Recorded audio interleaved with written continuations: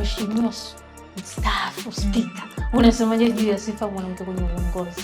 Kwanza mimi niseme kwanza mwanamke ni multipurpose kwenye uongozi.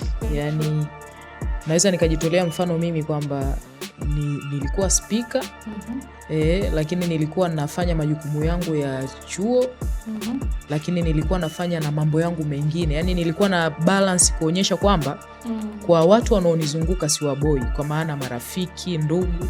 Yaani nilikuwa najigawa kwa kufuatia ratiba ambayo nimejiwekea katika na sichoki, kwa sababu ni vitu ambavyo napenda. Uongozi ni kitu ambacho nakipenda sana.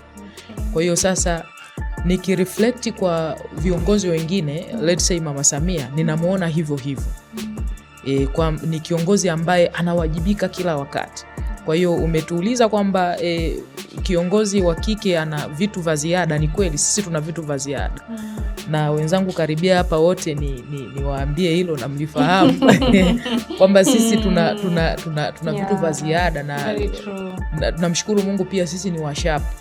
Yaani hata nyumbani tu unaweza ukaniunga mkono kwamba unaweza kuwa umebandika maharage, unafua, lakini kuna mtoto amelala, unaona lakini mwanaume atafanya mistake ya kimoja, ataunguza either maharage au akae na msubiri kwa hiyo unaweza ukaona vitu kama hivyo. Kwa hiyo mimi naendelea kusema kwamba wanawake kwenye uongozi tunatakiwa tuwe wengi sana ili gurudumu la maendeleo tulisukume kwa kasi sana. Kwa sababu hizo ambazo nimezisema, kwa sababu kama tunaweza kufanya vitu vingi kwa mara moja, vipi tukawa tuna viongozi wengi ambao ni wanawake? Manake tutapeleka kasi kwa maendeleo kwa kasi kubwa sana, kwa kipindi ambacho labda tunaweza tukasema kipindi ambacho wanaume ndo wengi kwenye uongozi, si tukatengeneza historia nzuri kwenye uongozi. Na hapa nasemea moja kwa moja kwenye level ya serikali za wanafunzi, lakini nazungumza hata huko kwenye Jamhuri ya Muungano wa Tanzania.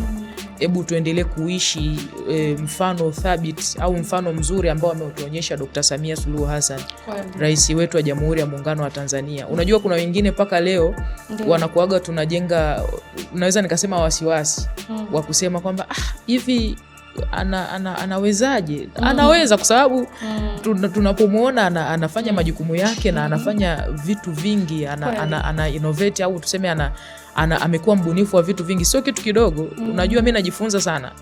Mheshimiwa Rais Dr. Samia nadhani alistiki sana kwa mujibu wa takwimu wa sensa, kwa kuonyesha kwamba kwa mujibu wa takwimu wa sensa kwamba vijana ni wengi sana kwenye kwa Tanzania ukilinganisha na idadi kamili ya Watanzania tuliopo. Sasa vijana tupo wengi. Sasa akaona ni bora akatengeneza wizara moja kwa moja atakao tulenga vijana. Sasa ukiangalia huko zamani haikuwepo. Unaona Kwa hiyo tukisema mwanamke ni mbunifu tunalenga hivyo vitu, na tukisema anaweza kufanya vitu kwa vingi kwa wakati mmoja pia tunakuwa tunalenga hivyo. Na unisamehe sana kwa sababu hichi kipengele nimetaka nitoe ufafanuzi sana kwa sababu ndo kinatuhusu sisi moja kwa moja. Kwa hiyo niseme ipo katika picha hiyo.